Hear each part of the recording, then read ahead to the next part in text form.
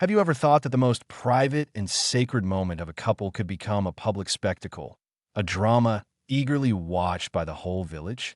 Forget everything you know about weddings, about love and romance. We will travel back in time to a world where the bridal chamber has no door, where the bride's cry is the music everyone waits for, and where the blood-stained bedsheet is raised like a flag of victory. This is not a fairy tale. This is the brutal truth about marriage in the Middle Ages. Picture Isabel, a 14-year-old girl, standing shivering in a wooden and mud-walled house in a small village in Normandy, France, in 1348. Outside, there is no music but a vulgar shout in Old French, the banging of copper cider jugs. The crowd is not celebrating. They are waiting for proof, some audible sign, that her marriage to Guillaume, a widower in his late 30s, an arrangement that involved 2 cows and a promise of safety, has been legitimized with her own body. Her breath catches. This is not a night of love. This is a night of vindication. And her horror is about to become public joy. To understand this madness, we must use a completely different lens, an inverted way of thinking. Instead of seeing marriage as a union of 2 souls, let's see it as an economic and political alliance between 2 families. In a world constantly on the brink of famine, disease, and war, especially in 1348, when the Black Death was beginning to knock on Europe's doors, a marriage was not a matter between 2 people. It was an act of cementing a social order, and a contract of such importance could not be confirmed by words alone. It required irrefutable evidence, a publicly attested biological signature. That was consummation. This is why the public wedding night was not just a bizarre custom, but a legal and social requirement. It all started with the ceremony of putting the couple to bed, la cérémonie du coucher. After the wedding feast, instead of giving the couple some privacy, the guests, often drunk on cider, would rush in, grab Isabel and Guillaume, and literally drag them into the bedroom. Along the way, they would sing obscene songs, teasing the groom's prowess and the bride's modesty. They would surround the straw bed, helping the couple undress amid laughter and vulgar comments. Imagine the humiliation, the utter embarrassment of a little girl like Isabel, stripped naked in front of the world, her body turned into an object of display. But the act was not over. Having prepared the couple, the crowd would retreat, but not far. They would gather just outside the flimsy wooden door, ears pricked, breath held, listening. They were not voyeurs in the sense we understand them. They were witnesses, overseers of the contract. In medieval law, a marriage was only legally valid when it had been consummated. Without intercourse, the marriage could be annulled. So the sounds coming from the room were not just private, they were a legal notice to the entire community. And the sound they were most looking forward to, ironically, was the bride's cry of pain. That cry was considered the most authentic proof that her hymen had been broken, proving that she was a virgin and that the consummation had been successful. A girl's virginity was not a personal dignity, but a part of her property, a term of honor in the marriage contract. Her cry was confirmation that the groom's family had received the goods intact. It was also a release for the bride's family, because their honor had been preserved. Once the mission was complete, another tangible piece of evidence would be presented: the coarse linen sheet. The bloodstained cloth, evidence of lost innocence, would be displayed for all to see as a trophy by the mother-in-law or an older woman in the family. It was the final seal, sealing the deal. Without the blood, the consequences would be dire. Isabel could be sent home in disgrace, her family shamed, and the marriage declared null and void. The pressure on these young women was unimaginable. Back to Isabel, huddled on the straw bed. Her husband, Guillaume, a stranger with hands calloused by the fields, approached. Every step he took was a beat in her chest. She feared more than physical pain. She feared failure. Failure to bleed. Failure to live up to the expectations of a village holding its breath. She knew that her silence could be interpreted as defiance, or worse, as evidence that she was no longer pure. Her cries were not an expression of pain, but of duty. Her body had become a stage, and she was forced to play the leading role in a play she had no wish to participate in. Her wedding night was not the beginning of a life together, but a public sacrifice where her innocence was offered up for social stability and family honor. And the most terrifying thing is this public torture is only the beginning. The real rules that will govern her life, the invisible chains that will bind her to her own bedroom, are far more horrifying. When the wooden door finally closed and the noise of the drunken crowd faded into the village night, Isabel might have thought that she was finally alone with her new husband. But she was wrong. The noisy crowd outside were only the visible witnesses. When they left, another witness, 1,000 times more powerful and terrifying, remained. An invisible witness, always present, looking not through the cracks of the door, but straight into the depths of their souls. It was God, and his representative on earth, the church. The public drama outside had ended, but another, quieter and more cruel, had just begun right there on their straw bed. To understand the horrors to come, we must turn the tables. Today, we see sex within marriage as an act of love, connection, and pleasure. But in the medieval worldview, it was a dangerous, almost heretical notion. They saw the human body not as a source of pleasure, but as a legacy of original sin, a battlefield where the immortal soul must constantly fight against the base desires of the flesh. Pleasure was not a gift, but a trap set by the devil to drag people away from the path of salvation. In this great war, sex was one of the fiercest fronts, a necessary evil allowed to exist for only one sacred purpose: procreation. This view is perfectly encapsulated in the shocking statement of Saint Jerome in the 4th century. A man who loves his wife too much is an adulterer. Let's pause and ponder this statement. It does not mean that a husband should not love his wife. It means that if he loves his wife's body, desiring her pleasure more than he desires to fulfill his duty to produce offspring for God, then he is committing adultery with his wife. He is turning his sacred partner into an object of lust, betraying the higher purpose of marriage. This philosophy creates a matrix of rules, an invisible but ironclad code that turns the bedroom into a place of potential sin. First and foremost is the rule of position. There is only one position that the church accepts as natural and not sinful: man on top, woman on bottom, face to face. Why? The reason is deeply theological. This position maintains the ordergy established by God. Man, the stronger, dominant, and active. Woman, the weaker, submissive, and passive. It is also said to be the most effective position for conception, with the least distraction from excessive pleasure. Any change is a rebellion against nature. If the woman is on top, it is a sin of pride, reversing the divine order.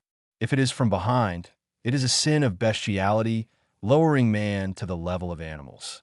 Oral sex? It is an unspeakable abomination, a mortal sin that can condemn a soul to the deepest levels of hell. Then there is the temporal matrix, a dense calendar of prohibitions. Intercourse is forbidden on the holiest days of the week. Sunday, the anniversary of Christ's resurrection. Friday, the anniversary of his passion, and often Thursday, the day of the Eucharist. The calendar extends throughout the year. All of Lent, the 40 days before Easter, is a time of penance and abstinence. So is Advent, the 4 weeks before Christmas. Add to that the weeks of Pentecost and countless other holy days. But even outside of the holiday, there were other restrictions. Intercourse was strictly forbidden during a woman's menstrual period, as menstrual blood was considered unclean and poisonous. It was also forbidden during pregnancy, as it was believed that it could harm the fetus or even cause the child to be born blind, mute, or deformed. And after birth, the prohibition was extended even further during the time the mother breastfed her child, which could be up to 2 or 3 years. It was believed that the act of intercourse would spoil the breast milk. Let's do some simple math.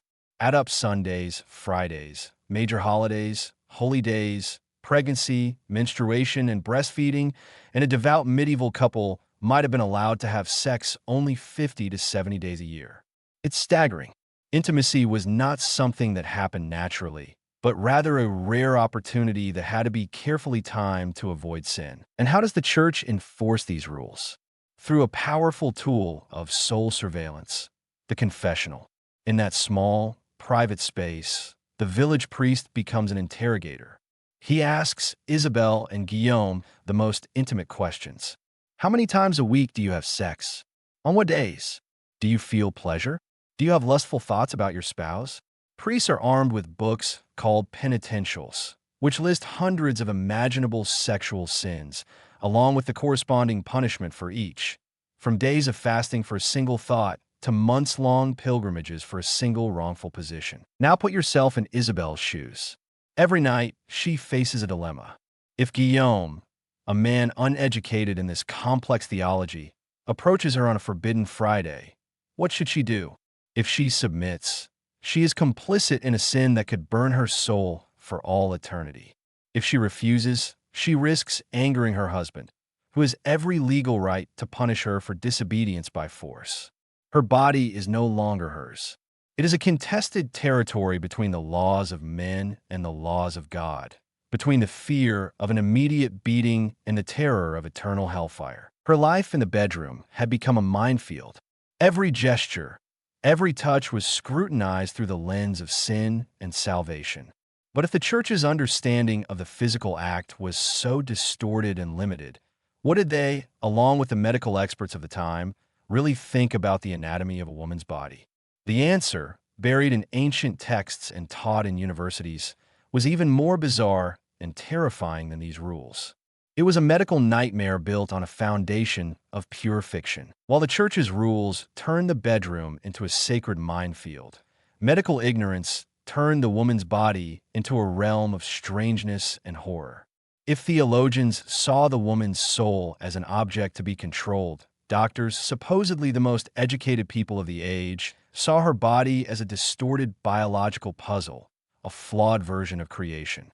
And to solve that puzzle, they used not scalpels or microscopes, but ancient philosophies and a prejudiced imagination. The result was a medical system that was not only wrong, but also deadly cruel. Here again, we need to turn our thinking upside down. Today, we understand male and female as two separate, complete biological manifestations. But to medieval thinking, heavily influenced by Greek philosophers like Aristotle and Galen, there was only one perfect model: the male body. The male body was seen as the gold standard, hot, dry, and active. By that logic, women's bodies could only be a derivative, an aberration. They were seen as cold, damp, and passive. Medieval doctors believed that women were essentially incomplete men.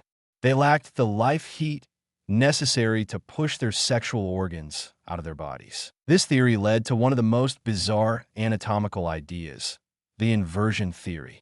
Medical texts taught at the most prestigious universities such as Salerno, Bologna, and Paris taught that the female genitalia were simply an upside-down version of the male.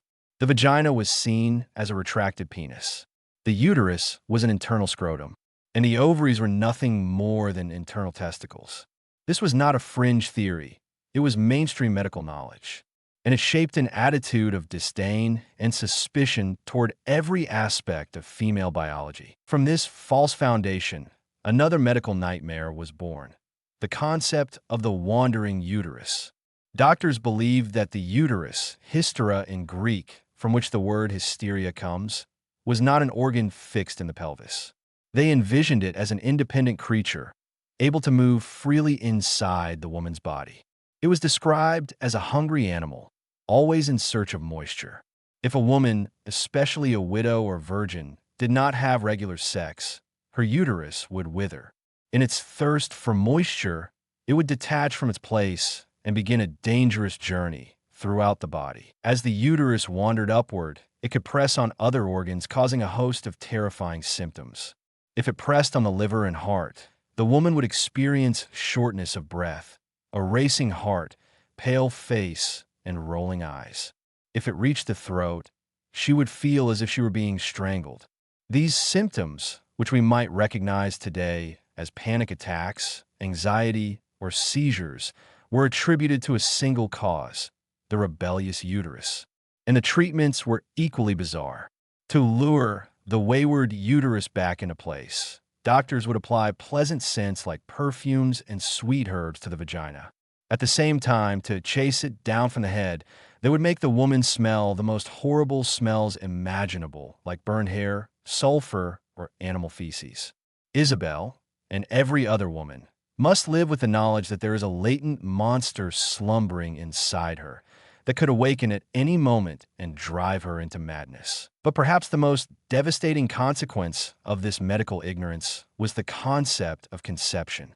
Thinkers from Aristotle to medieval physicians believed that in order to create a child, the seed of both the male and female had to be combined. And they believed that a woman could only release her seed when she achieved orgasm. That is, orgasm. This logic, while seemingly validating female pleasure, led to a brutal legal conclusion. If a woman was sexually assaulted and then unfortunately became pregnant, the medieval legal system would have considered this to be incontrovertible evidence that she had lied. They reasoned, without pleasure, there can be no pregnancy. Since she was pregnant, she must have felt pleasure during the assault. Therefore, it was not rape but adultery. The woman was instantly transformed from a victim into an accomplice, a lecher, and a liar. The very fetus growing inside her became evidence against her in court and in the community. Think about what this means for Isabel. It means that her body is a trap. Not only can it betray her by not bleeding on her wedding night, but it can also betray her by conceiving a child after an act of violence, making her the perpetrator of her own tragedy. Her protections are virtually non-existent. She is caught between a harsh theology that punishes pleasure and a misguided medicine that uses that same pleasure as a measure of consent. While educated doctors in the cities were busy fumigating vaginas to coax wandering wombs, ordinary women in the villages were engaged in a much more practical battle. They understood that controlling their fertility was a matter of survival. And to do so, they turned not to medical books written in Latin. They turned to the whispers passed down through the generations, to the knowledge of midwives, and to the dangerous power lurking in the very heart of Mother Earth. While doctors and theologians debate lofty theories, on the ground, a woman's life is determined by much more mundane realities. Before she can worry about conceiving or avoiding it, before she can face the maze of sins in a bedroom, she must pass an entrance test, a test more important than any religious ritual. It is a test of the commercial value of her own body. And the currency used to measure that value is not gold or silver, but her virginity. Again, throw out all modern notions. Today, virginity is a personal matter. But in the 14th century worldview, a bride's chastity did not belong to her at all. It was a tangible asset, a precious commodity owned by her family, specifically her father. It was the crown jewel of the dowry, more important than land, cattle, or money. Why? Because it was a guarantee. In a society obsessed with lineage and inheritance, a bride's chastity was the only guarantee that her firstborn son would be her husband's legitimate bloodline and not someone else's. It protected property from falling into the wrong hands, cemented family alliances, and maintained social order. Think of it as a special kind of currency. Isabel is not a bride in the sense we understand her. She is a ship carrying a priceless cargo. Her father has traded this cargo with Guillaume's family in exchange for security and status. Guillaume's family has purchased it to ensure the purity of her lineage and the integrity of her inheritance. In this exchange, Isabel's feelings or desires are completely irrelevant. She is simply a carrier. And, as with any important commercial transaction, the delivery of the cargo must be publicly and irrefutably verified. This is when the bed sheets take center stage. The verification ritual takes place not in the darkness of the wedding night, but in the harsh light of the next morning. Imagine the tension that hangs over the cottage as dawn breaks. Isabel, sore and exhausted, lies on a straw bed, but she is not allowed to rest. The door will open, and it will not be her mother-in-law who will come in with a bowl of hot soup, but her mother-in-law, perhaps accompanied by a few other older women in the family. They have come for one purpose, to check. They would approach the bed, and in the presence of the husband, they would lift the rough linen sheet that covered it. Their eyes would not search for the new bride's smile or tears. They would search for something else, a bloodstain. When found, the sheet would be held up. The crimson stain on the off-white fabric was not a sign of privacy breached. It was a signature in blood on a contract, a receipt confirming the successful transaction. The sheet could then be taken outside, shown to other important family members or even nosy neighbors to quell any suspicions. The groom's family had received what they paid for. The bride's family had proven their honor. The transaction was complete. But what if the cloth remained white? That would be a disaster. It would be evidence of fraud, a flagrant breach of contract. Isabel would instantly go from bride to sinner. Her husband would reject her on the spot, strip her of her wedding clothes, and send her back to her parents' home in utter humiliation. But the disgrace would not stop with her. Her entire family would be branded as frauds, their reputations ruined. The dowry would have to be returned, which could lead to lengthy legal and financial disputes. In extreme cases, the law in some regions allows the husband or his family to physically punish or even kill the cheating bride with impunity. With such terrifying pressures, it is no wonder that girls and their mothers resorted to desperate measures to ensure success. A secret world of deception was passed down from mother to daughter. Some girls could hide a small needle and in the dark prick their fingers at the right moment. A more common and perhaps safer method was the use of animal blood. A small sponge, or a bag made from animal intestines, filled with chicken or pigeon blood, would be hidden and used when necessary. It was a survival skill, an elaborate drama, to pass a cruel test. The tragic irony is that this entire system is built on a profound ignorance of female anatomy. They believe that the hymen is a solid barrier that will always be there and will always bleed when it is first broken.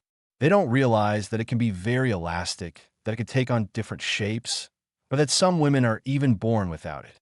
It can be torn by physical activities like horseback riding or heavy labor.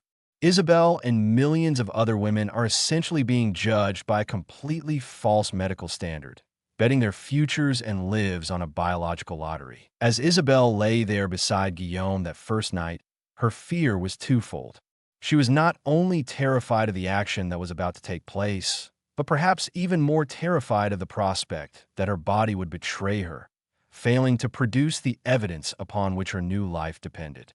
Her future would not be determined by her character, her intelligence, or her diligence, but by a few drops of blood on the linen. But what if a woman survives this ordeal? What if she succeeds in proving her worth and securing her place in her new family?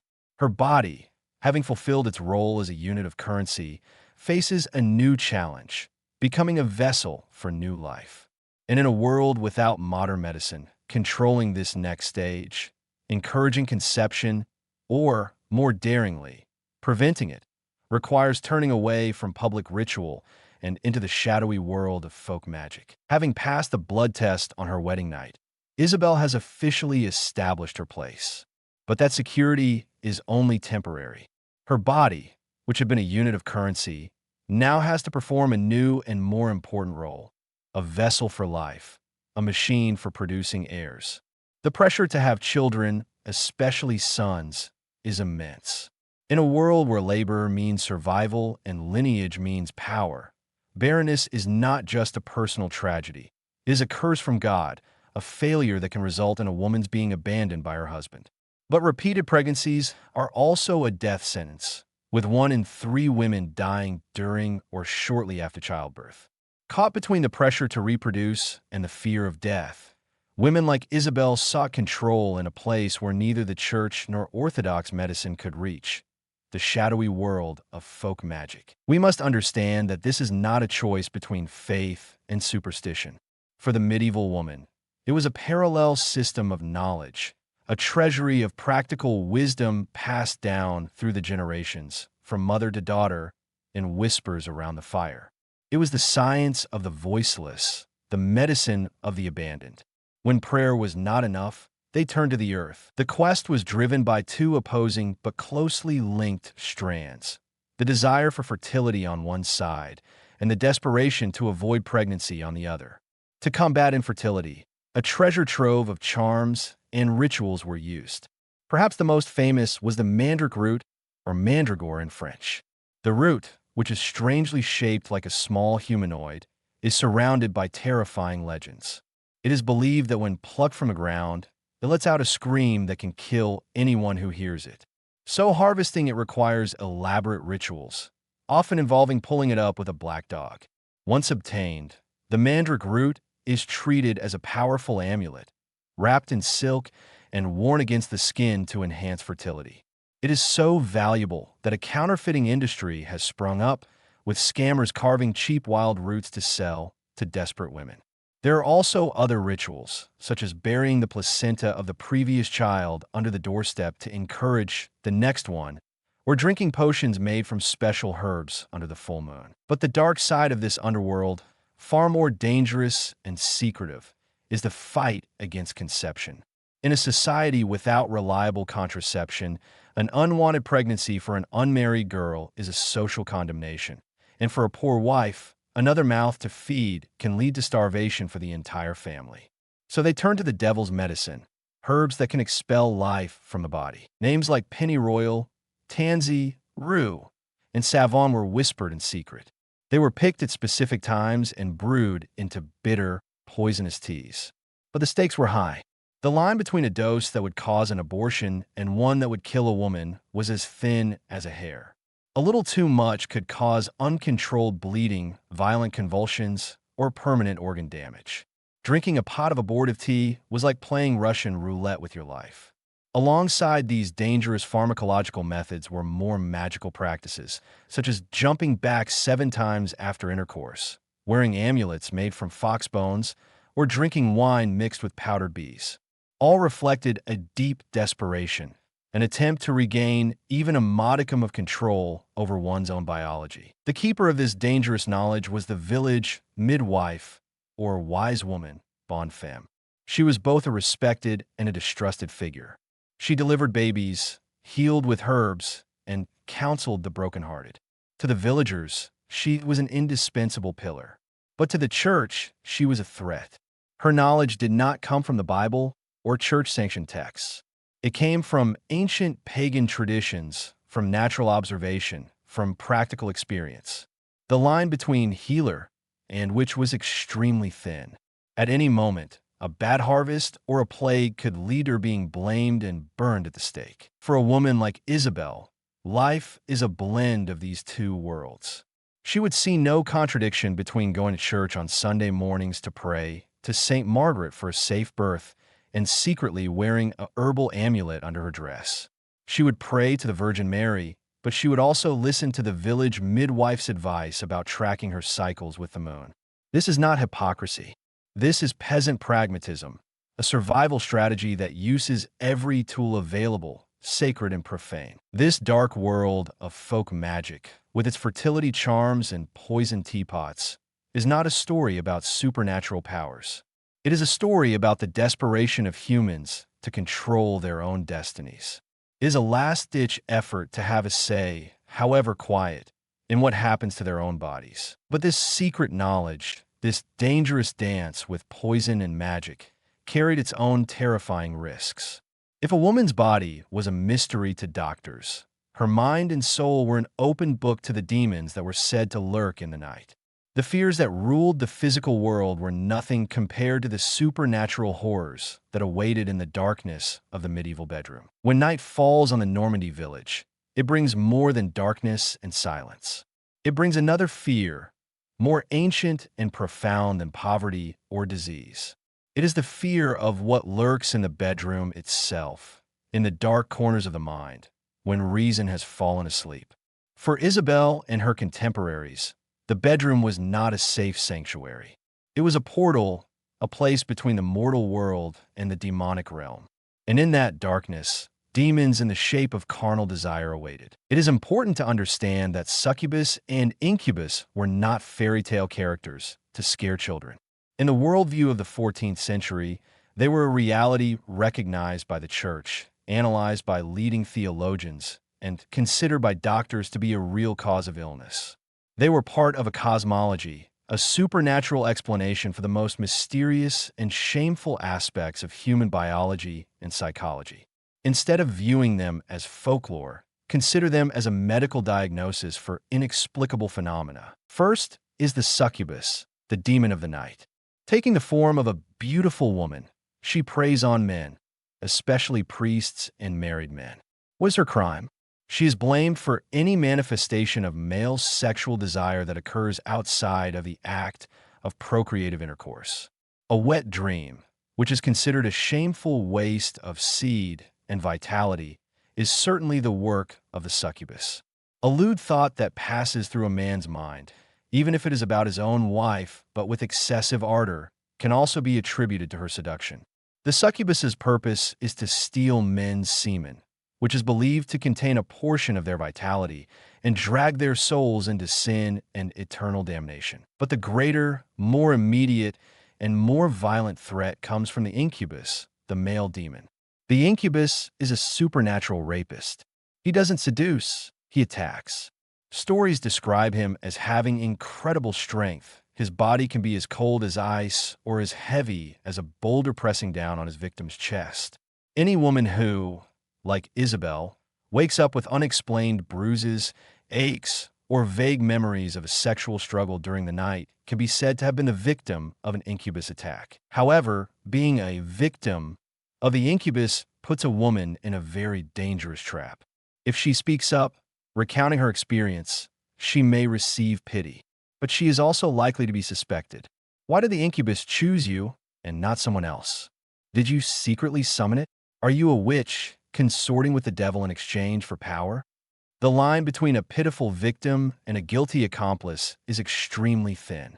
A confession of an attack can easily become an accusation against herself and a one-way ticket to the stake. The existence of these demons was further bolstered by a complex theological theory developed by thinkers such as Thomas Aquinas to explain how they reproduced.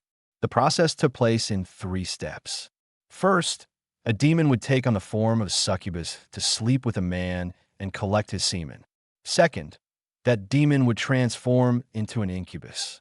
Finally, the incubus would find a woman and use that stolen semen to impregnate her.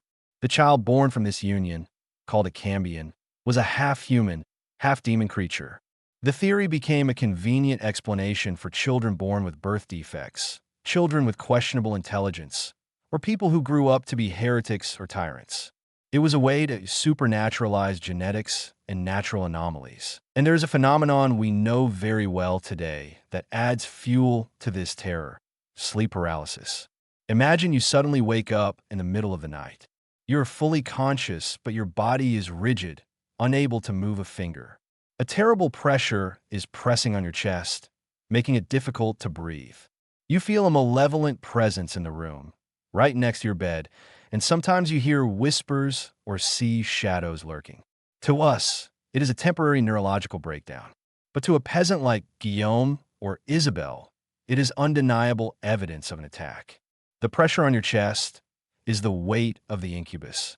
The paralysis is its magic. The presence is the demon itself.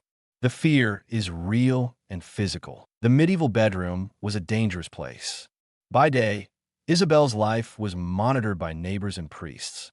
By night, her sleep was haunted by the demons she believed to be real. There was nowhere to run. Fear permeated every fiber and wood of the house. The flickering candlelight not only illuminated the room, but also cast dancing shadows, each one hiding a threat. For Isabel, sleep brings no rest. The darkness is not a refuge, but another battlefield. But even the all-encompassing fear of the supernatural pales in comparison to the very real, legally backed power that men wield over women in the light of day. The demons of the night may threaten her soul, but the laws of man threaten her very existence. When dawn dispersed the ghosts of the night, Isabel found no safety. For the most terrifying demons did not lurk in the shadows.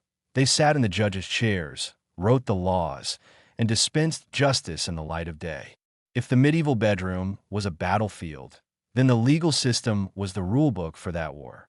And it was written entirely by men for men. Supernatural horrors may threaten the soul, but it is the human law that shackles the body and strips a woman of her right to exist. Again, we have to turn our thinking upside down. We assume that the law exists to protect all citizens equally. But in the 14th century, the primary purpose of the law was not abstract justice, but the maintenance of a rigid social and economic order. In this system, a woman like Isabel was not an independent legal person.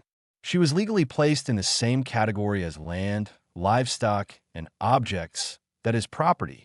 And once we understand this, the brutality of medieval law suddenly becomes terrifyingly logical. Let's start with the most horrific crime: rape.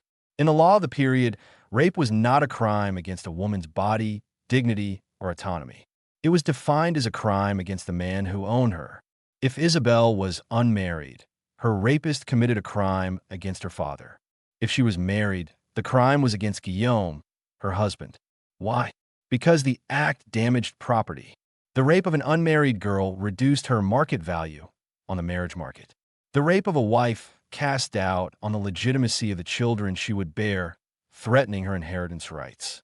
In both cases, the main victim before the court was not the woman who suffered physical and mental pain, but the man whose property and honor had been violated. The consequence of this view is that the punishment for rape varies dramatically depending on the social status of the men involved. Consider two scenarios. Scenario 1. A lord or noble rapes a peasant girl. The crime is considered relatively minor. The noble may only have to pay a fine to the girl's father or husband, essentially compensation for defective goods. The woman receives nothing. Scenario 2. A peasant rapes the wife of a noble. This is not just a personal attack. It is a challenge to the entire social order. The crime is an unforgivable affront to the noble. The peasant's punishment is horrendous: castration, blinding, and finally a slow and painful public death. This contrast illustrates the nature of a system of justice based on property and status. This injustice is further demonstrated by the cruel double standard in the matter of adultery. Adultery is considered one of the most serious crimes, but the burden of it falls almost exclusively on women. If Isabel commits adultery, she has committed an unforgivable crime. Not only will she dishonor her husband, but she will also risk bringing home an illegitimate child who will steal the family's legitimate inheritance. The laws of many regions of France, such as the Coutumes de Beauvaisis, clearly state that a husband has the right to kill both his unfaithful wife and her lover in flagrant delete without any legal consequences. He is simply protecting his property and his lineage. But for Guillaume, the rules changed. A husband who had relations with a maid, a spinster, or a prostitute was not considered a criminal by law. At most, it was a minor moral sin to be confessed to a priest. His actions did not threaten the family bloodline, so the law did not care. Male fidelity was a moral advice, not a legal requirement. The husband's ownership rights also extended to violence. Since Isabel was Guillaume's property, he had every legal right to educate and correct her. The concept of the rule of thumb, which allowed a husband to hit his wife with a stick no thicker than his thumb, was a later development, but it was deeply rooted in medieval property thinking. This meant that Guillaume's anger, whether over Isabel's refusal to have sex on a holy day or over a poorly cooked meal, could be resolved with a beating. The community and the law would see this not as abuse, but as the prerogative of the head of the household in charge of his home and property. Isabel had nowhere to turn, no legal protection. In this brutal legal landscape, where justice is a privilege of gender and status, a woman's only hope for a better life lies not in the courts. It lies in the risky game of personal affection and courtship. Yet even here, in a world that seems to promise romance and choice, a world of troubadours, poetry, and chivalric love, a chasm exists between the poetic fantasy and the harsh, pragmatic reality. In a world ruled by cruel laws and fantastic medicine, one might wonder, is there still room for love, for romance? The answer is yes, but it exists in a distant place, a parallel world reserved for a select few, the world of chivalric love. Images of brave knights in shining armor, performing great feats to win a handkerchief from a noble lady, troubadours with lutes, strumming melodies of pure and unattainable love. These are the most beautiful fantasies, the romantic postcards that the Middle Ages send to us. But we must overthrow this fantasy, because it is the most elaborate veil hiding the harsh truth of an era. Chivalric love, or fin amours, fine love, was not a social norm that applied to everyone. It was a literary genre, a complex and sophisticated artistic game of the aristocracy, especially in the south of France. It was like a romance novel or an opera for the 1% of the population, and its rules, by today's standards, were equally strange. The most fundamental and shocking rule: true love could only exist outside of marriage. Marriage, for the aristocracy, was a political contract, an arrangement for land and power. It was a duty. Love, on the other hand, was a voluntary choice, an adventure of the soul. This love was almost always unrequited and unattainable. A knight would dedicate his life to serving a lady, who was usually of higher status and almost always already married. He did not expect anything in return. Instead, the suffering, longing, and silent service were supposed to purify his soul, transforming him from a rough warrior into a gentleman, a true knight. This love was a discipline, a path of spiritual practice. It was a way for the nobility to find an outlet for the intense emotions that had no place in their utilitarian arranged marriages. What about reality?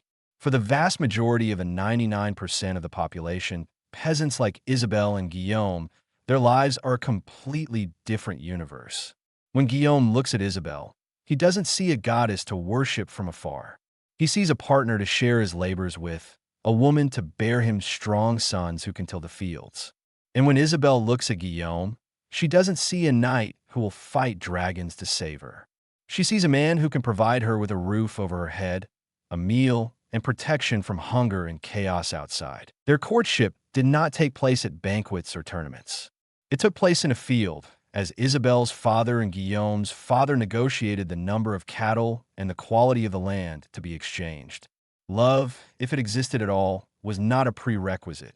It was a luxury, a blessing that could be born after years of sharing joys and sorrows, facing harsh winters and failed harvests together. There was a custom in some parts of Europe at the time, called bundling, that perfectly captured this pragmatic nature.